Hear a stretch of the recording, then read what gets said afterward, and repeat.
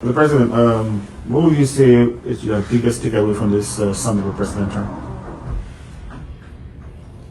I believe is a good opportunity to get to meet the new leadership, to also get to feel the direction that they are taking. And incidentally, this is supposed to be a foreign policy that is based on economic diplomacy and commercial. And in fact, we are already on track. So we just came to get acquainted with them and then make sure that we all align ourselves with what they want to do. Because we want to see a Liberia that will be transactional, a Liberia that will seek after developing its own resources, making them available for its own citizenry. So it was a good opportunity to get it from the horse's mouth. Prior to today's meeting, Liberia was elected to Security Council. Another effort from the government to make this happen. What are your expectations during this time when Liberia is on this council? Incidentally, Liberia happened to be the country that I've been a founding member of the UN, from the League of Nations, the UN, United Nations, and we believe this is an opportunity. And talking about our own history, we've been like a troubled child within the Committee of Nations. They've given us a chance now to show that we are mature, that we are responsible, and that we'll be able to bring to the table all of the knowledge we have and the discipline we have to contribute to a wider society. And we are prepared to do that. During the press briefing yesterday, you mentioned to President Trump your desire to have the U.S. survey some of our mineral resources. China did something similar before. What's the difference between this one and what you want the Americans to do? China did 2 countries, Lofa and Maryland, and they said we had 47 minerals. Very strategic. We want to know the minerals we have in the entire country. It will give us a better opportunity to plan for the use of our mineral and the management of it.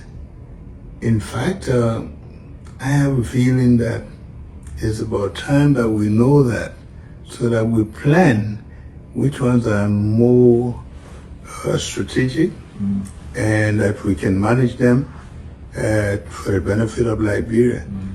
The U.S. has the skills, and we believe they too, because instead of just saying, complaining, we want for them to be a part of it. We don't have the technology, they have. So it will be helpful for all of them to share this knowledge, and we can use it to our own advantage. The President, we spoke a few years ago, you talked about how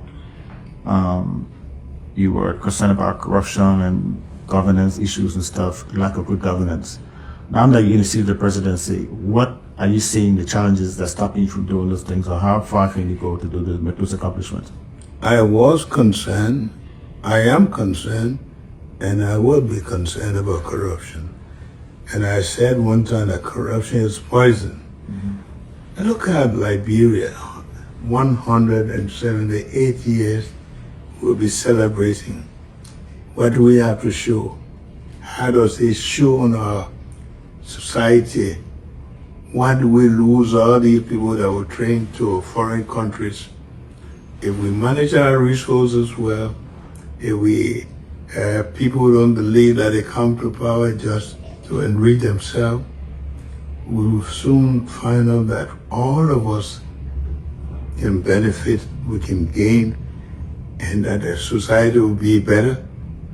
I don't want to go live elsewhere. It's too late. Not only that, but this is a decision I made years ago.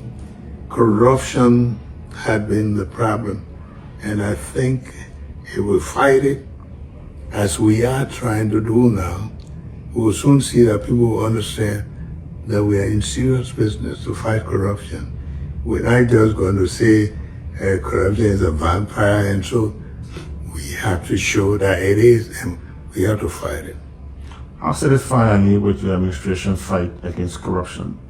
What are some of the challenges and the shortcomings you have faced? Well, the challenges are that we inherited some of the people that also, being the Liberian way, human way, people want to be convinced that we are serious, as they have been thinking in the past. We have to prove that we are serious, and let them don't take it for a joke. We are here to fight corruption, and we'll fight it to the dead end. Prior to this trip, Mr. President, there was a lot of noise made about the fact that the Americans are trying to send some deportees from the States to Africa. Were any of the discussions held behind closed doors during this dialogue? Talking with Americans even before I came and after, and even as recent as yesterday, I didn't get the impression that the Americans were putting gun at anybody's head to sign anything.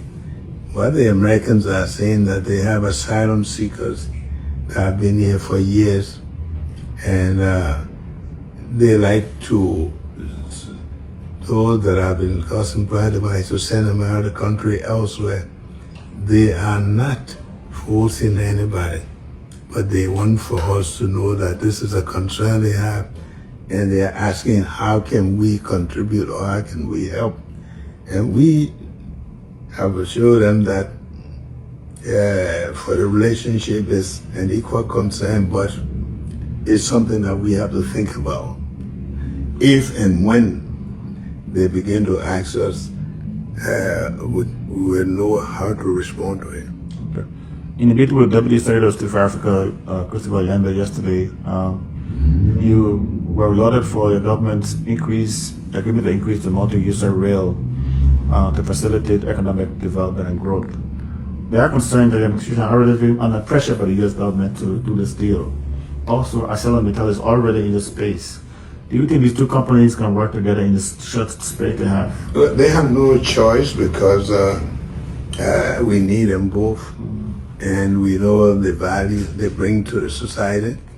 But we are in the best position to determine how we can make use of everybody having equal access, everybody having the possibility to use it, and then future users, including ourselves, extended use of the railway for something other than iron ore. So we are putting into place mechanism that will work for everybody. It will be a win-win for all because number one, want to have a rail authority. The rail authority will put up a tender.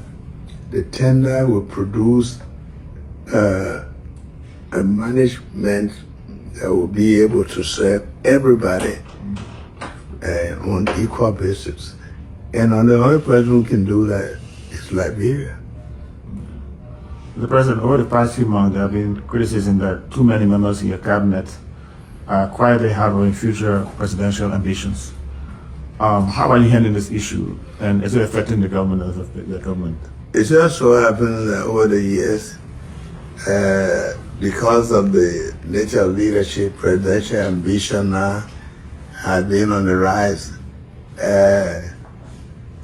I think we want to make sure that we put into place a government that is responsible for the current lives of the people and the future lives of the people. And those people who see, work with us and understand where we're going, and who understand that the future leadership is determined for the present use of the opportunities of the present. Those who understand it, those who don't understand it, who are in a hurry, we want to tell them they're in the wrong place. What are the expectations for the presidency, Mr. President? I mean, what do you see happening in this term, and do you have any future ambitions for a second term? When I came to power, I wasn't looking for second term. I was here, and I'm here to make the Liberians know that we are here to better their lives. We are here to serve them. The Bible says, he who that is faithful in that which is least is faithful in that which is much. We have to show the Liberians now that we are concerned about them and not thinking about what you will be tomorrow. Is today. And that's the kind of government that I'm not looking for. I'm looking for a government that works for the people, a government that produces healthy citizens, educated youth, and make sure that there's food on the table, that people can live in their country, have electricity, have water, and live the life that they yearn for. That's my concern right now. Those who think that they want the tomorrow, they can get up and wait for their tomorrow. Do we expecting a reshuffle anytime soon from the government? Sometimes I call a simple reshuffle as rotating the rascals. You take one rascal. Okay. I want a reshuffle for the conviction. I have worked with people who work with me. I am learning now to know who I can trust, who think like me, who believe like me, and I'm going to do that. I'm not going to make anybody push me into it, but I'm determined to work with the people I work with. And it won't take long. You know, we have replaced so many people already, and we're going to continue to do that because those who we believe are not there for the good of the country, they're leaving. So it may not be a mass reshuffle, but it's taking place anyway. Thank you, Mr. President. You're welcome.